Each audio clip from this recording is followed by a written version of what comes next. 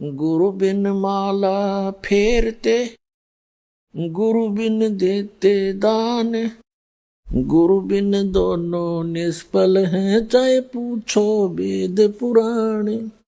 फिर क्या बताया है कि झूठे गुरु के आश्रय कदे न उधरे जीव, सच्चे पुरुष कबीर हैं आद परम गुरु पीव।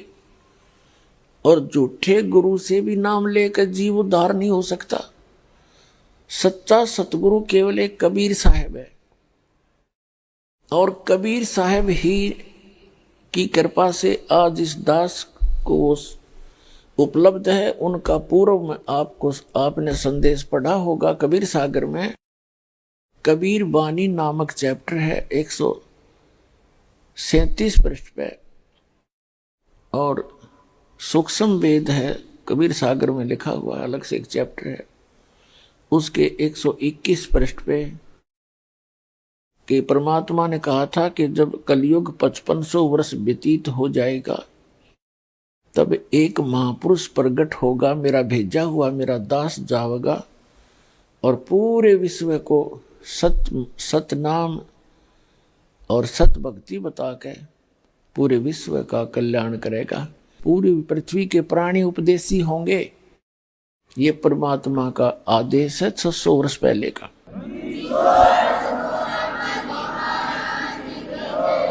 और अब वो सफल होगा पुण्यात्मा। आप देख रहे हो गांव गांव में, नगर नगर में परमात्मा के बच्चे, जिनको ये ज्ञान समझ में आ गया, उनको ये चिंता हो जाती है कि मेरा तो कल्याण हुआ। इस मत को दो राय है नहीं। यहां से भक्ति प्राप्त होने के बाद उस प्राणी का मोक्ष कंपलसरी है, गारंटीड है, लेकिन कंडीशन है कि मर्यादा में रहे। और भक्ति कोई विशेष भी नहीं इसमें करनी, यानी विशेष वो नहीं है कि कोई हठ योग नहीं। इसको चलते फिरते, बैठ के, लेट के, कोई रोगी है, बीमार है, नहीं बैठ सकता, लेट के भजन कर ले, सिमरण से मोक्ष होगा। कबीर साहब कहता हूँ कई जात हूँ, और सुनता है सब कोई, और सुमरण से भला होगा ना तो भला नहीं होए, यानी सुमरण तय मोक्ष होगा।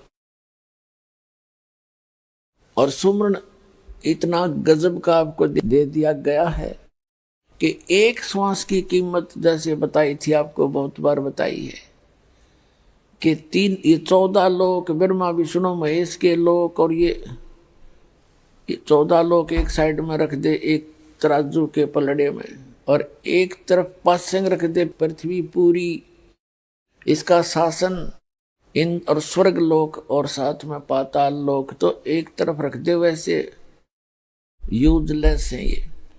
और एक श्वास के सिमरण का, सतनाम के सिमरण की इतनी कीमत है। तो सिमरण आप ढंग से करते रहना, मर्यादा में रहना, भजन जरूर करना, लेकिन कसक के साथ करना। यहाँ से दिल उठाए रहना कि ये लोक ठीक नहीं है। जैसे एक परमात्मा ने कहा कि जैसे पर घर पावना रह उठाए चित, जिस प्रकार किसी दूसरे घर में कोई मेहमान गया हुआ हो और वहां उसकी कितनी आओ भगत हो रही हो, कितना रिस्पेक्ट हो रहा हो, एक दिन के बाद उसकी चिंता अपने घर की हो जाती है। उसको पता होता है कि मेरा ये ठिकाना नहीं है, तो वहाँ वो सब कुछ सुविधाएं प्राप्त करते हुए उसके मन में रह रहकर अपने घर आने की उमंग उठती ही रहती है। तो इस प्रकार आप यहाँ पर घर में रह रहे हो, आप दूसरे के स्थान पर रह रहे हो, आपका निज घर वो सतलोक है। जब तक जिस व्यक्ति, जैसे कोई व्यक्ति बाहर गया हुआ है रिश्तेदारी में और उसको घूटी पिला दी, और जब उसकी घूटी उतरे उसने फिर एक प्याली पिला दे, तो उसने चाहे 10 दिन रोक लो हुए, क्योंकि उसने होश को नहीं, उसमें नशे में उपड़ा है। वहां पर जब नशा उतर जाएगा उसका तुरंत अपना घर, अपने बालक, अपने बच्चे, अपने काम तुरंत याद आएंगे और तुरंत चल पड़ेगा। तो इस काल ने आपका यहाँ भांग प्या रखी आपको सबको, इस झूठे सुख की। कबीर साहब कहते हैं झूठे सुख को सुख कहे ये मान रहा मनमोद, ये सकल चबीना काल का कुछ मुख में कुछ बोध। ये कुछ ये यहाँ का जो सुख है कार कोठी बंगले, ये भांग प्या रखी आप तक। और जब परमात्मा की एंटीबायोटिक कैप्सूलों से, मंत्र से, जाप से, ज्ञान से आपकी अभांग उतरेगी, फिर आपका चित्त उस सतलोक के अंदर ऐसे रहेगा जैसे पर घर में पावना यानी मेहमान रहता है। तो उस अतिथि के आए बिना आपकी मुक्ति नहीं होगी। तो इस ज्ञान को रह रहकर सुनना, भक्ति करते रहना। भक्ति चाहे थोड़ी बन जावे पर करे कसकते, कसक के साथ करे और मर्यादा में रहता हुआ करे तो सफल होगे। भक्ति करनी अवश्य पड़ेगी।